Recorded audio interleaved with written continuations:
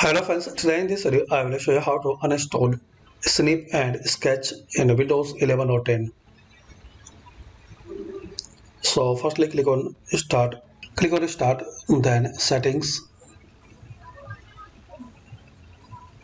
apps, then click on installed apps.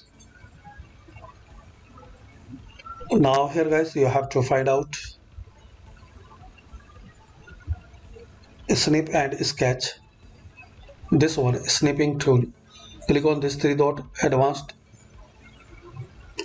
If this app not work, so you can repair, and also guys you can reset. And surely you want to uninstall, so click here uninstall. Uninstall this app and its setting. Your documents will not be affected. So click on uninstall, then again uninstall. So this way guys you can uninstall snipping tool in Windows 10 or 11. Thanks for watching and please comment this video useful for you or not.